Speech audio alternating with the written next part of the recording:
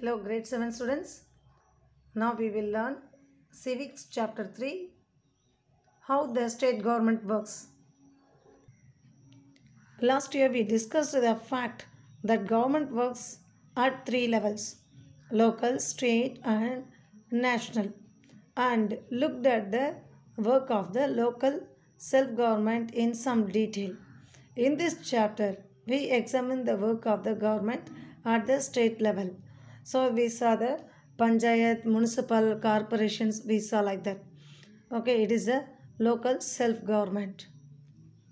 And now we are going to see about the state. How is the state government working? How does this take place in a democracy? What is the role of the member of the legislative assembly and ministers, that is the MLA? How do people express their views of demand and action from government? We look at these questions through the example of health. So we are going to see what is the work of the MLA and the ministers, and how do the people have the opinions about their actions, that is the work of the MLAs. Are they satisfied or not? And we are going to look at these questions with the examples of the health. So we are going to see how is the MLA working. Who is an MLA? In the above section, you have read about some events in Padaliputram. Okay, we have read some of the events in Padaliputram. Padalpuram. You may be familiar with some official names such as the collector, medical officer, etc. So we know very well about who is the collector and who is the medical officer, etc. But you have heard of an MLA and the legislative assembly. Children, do you know who is MLA? Did we hear like that? And do you know anything about legislative assembly? Do you know the MLA of your area? Can you identify which party she or he belongs to? Now the question is, each one of us have the MLA, and we must know to which party we are having the MLA. We must know. Kindly note down their names, and which party is ruling the state as chief minister.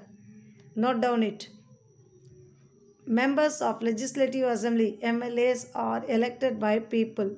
They then become members of the legislative assembly and also form the government. In this way, we say that the MLA represent people. The example below with the help to understand this better. So here the example is given which will help us to understand what are the responsibilities of MLA and who is MLA, how he becomes MLA. Everything we are going to learn now. Every state in India has a legislative assembly. Each state is divided into different areas or constitutions. So we know that one constitution means Togadigal. Constituencies means Togadigal. And we have got many areas, and we have to know that each state is having the legislative assembly, and it is divided into constituencies. It shows that the state of Himachal Pradesh is divided into 68 assembly constituencies. So we must know that there are constituencies in Himachal Pradesh. 68 constituencies are there. So there are 68 MLAs from Himachal Pradesh. From constituency, the people elect one representative when he becomes a member of the legislative assembly, MLA. You would have noticed the people stand for elections in the name of different parties. These MLAs therefore belong to different political parties. So there are many political parties. Okay, DMK, ADMK, And then we see that BJP, Congress, and we see many parties like this. So each parties have their representatives, that is the MLAs.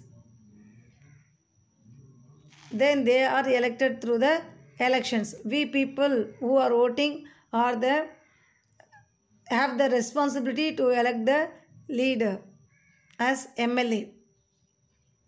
How do people who are MLAs become ministers or chief ministers?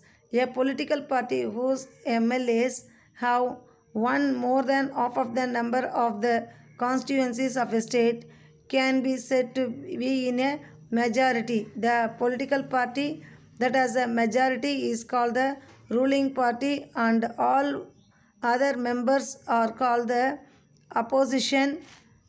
For example, the Legislative Assembly of the state of Himachal Pradesh has 68 MLA constituencies. Children, we must know that. If, for example, we will take in this lesson, they are given Himachal Pradesh. Okay. So, in the Himachal Pradesh, 68 MLAs are there. So, there are 68 constituencies. So, all the parties are having the MLAs and they will make them to contest in the MLAs as MLAs in the elections. They will make them to stand and they will ask the people, they will canvass the people for, to elect them as a representative of the constituency. Then if any party who is winning the more than half of the constituencies, they become the ruling party. Then the other parties will become the opposition party. For example, in Tamil Nadu, DMK and ADMK. DMK won the majority of the constituencies and it became the ruling party, and opposing party is the ADMK party, because it was not the MLAs are not elected and they did not won more than half of the constituencies. Do you understand this one? I gave you the example for Tamil Nadu also.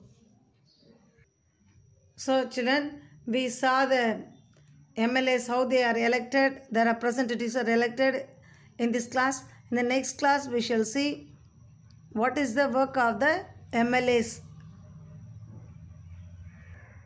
Thank you, children.